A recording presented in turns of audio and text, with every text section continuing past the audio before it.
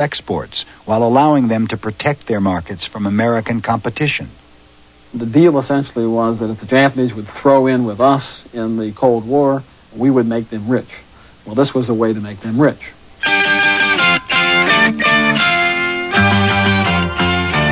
The arrival of cheap, high-quality radios, TVs, and tape recorders from Japan spelled doom for the domestic consumer electronics industry.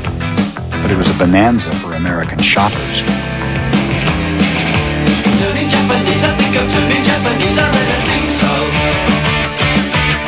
Turning Japanese, I think I'm turning Japanese, I really think so. Turning Japanese, I think I'm turning Japanese, I really think so. Turning Japanese, I think I'm turning... In 1956, Ampex invented the first videotape recorder.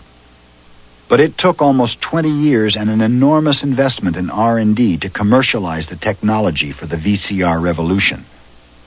Along the way, Ampex and other American companies dropped out. Today, there are more than 250 million video cassette recorders around the world, and most are produced by Japan, Taiwan, and Korea. We would have killed for pictures of that quality. Charles Anderson was an engineer on the Ampex team that invented the first video recorder. The technology in there, with one exception, was all developed back in our lab. The same FM system is used. The format approximates the early units that we did. It's all there.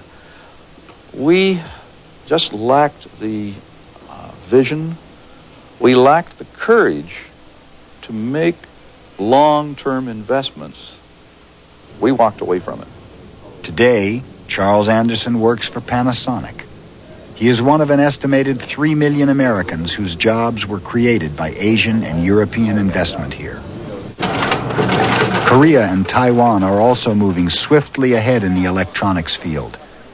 Taiwan is now third in the world in the production of liquid crystal computer screens and a key IBM supplier. Part of the culture is that people are very high on education, and thus you have thousands, tens and thousands of students that get into engineering, and thus, we are very successful in marketing products worldwide. Korea is another new and powerful player.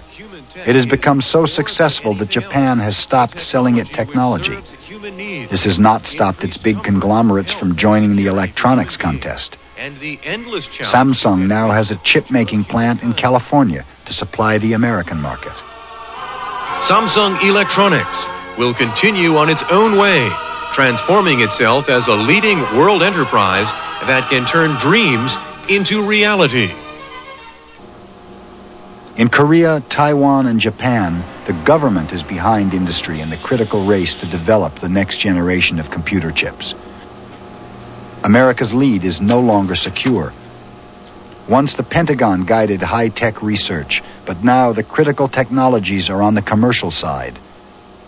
Scientists note there is more sophistication in a camcorder than in a Patriot missile.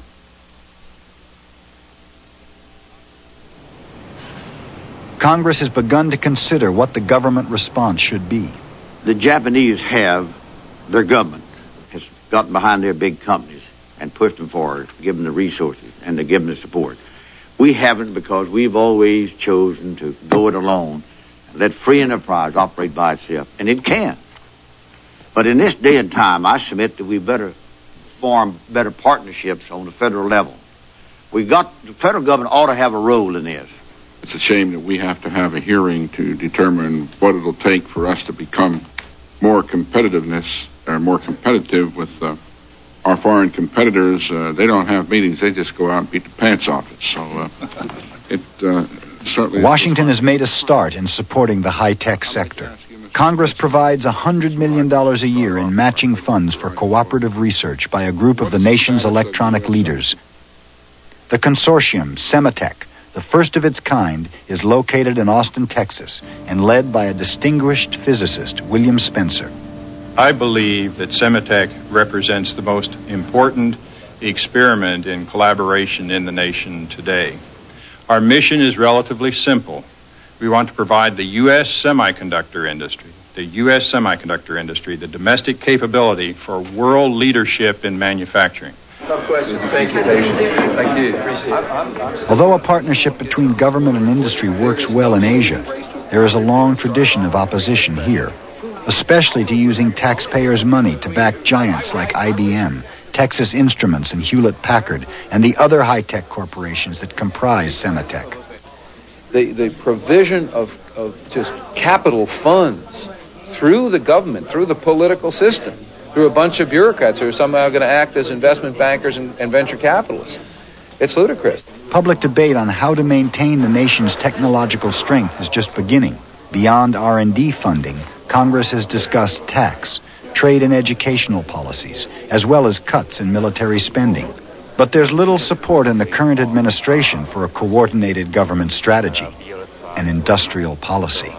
There's one particular economist I remember in a high-level government meeting who said that we in the U.S. could not put ourselves in the position of criticizing or praising Japanese industrial policy, because if we did that, we would be admitting that governments can do something to protect and promote industry. Everybody knows that's not possible because the most efficiently running economy is that where the government does not intervene. Under the free market banner, Wall Street is supposed to finance industrial expansion and innovation. But after a decade of financial speculation, bank failure, and fraud, there is a shortage of investment capital. The Japanese have had their share of financial scandal also. But they see finance not as an end in itself, but as aiding industry with low-cost, long-term capital. Japan has regarded finance as a utility. The very structure of the financial system and the way financial institutions are regulated are with the goal of increasing industrial competitiveness in mind. The classic American entrepreneur has always had faith in the wisdom and efficiency of the free market, and fear of distortions that would come from government intervention. If we let the markets work, they seem to work very well for us. We have the #1 economy in the world. We're the #1 leader. We're the only superpower. That didn't all happen by accident, but it happened by free markets and the free enterprise system. Other people want to take that same system and fix it so it's a little better. And the Japanese have tried to do just that. They have a very cozy relationship between government and business. And these things work for the short term. They will work. The Japanese are going to have problems with this system in the future. They're going to have a hard time keeping an economy closed off from the rest of the world going into the 21st century. The Japanese barriers to foreign investment are under attack. They've been given access to the world market, and now there is mounting political pressure for them to open their own large, wealthy market to foreign competition. When it comes to high finance, however, it is a different ballgame. In this Wall Street Weekend League, they are team players, for the interests of both sides have converged. Got it! Okay! Wall Street needs the billions Tokyo is investing, and Japan needs good earnings and the political goodwill its capital brings. Every day we are working together and working play together, but it's a good chance to know each other more. One of Tokyo's main brokerage houses, Yamaichi, has an American office on top of the World Trade Center.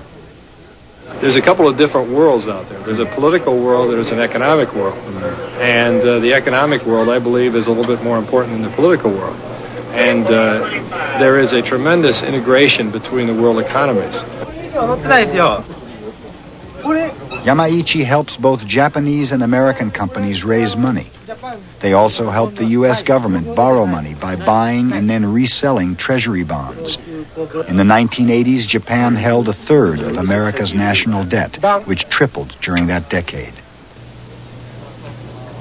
We have a huge fiscal deficit, and at some stage there is a problem of digestion of the bonds that the U.S. Treasury is selling month after month.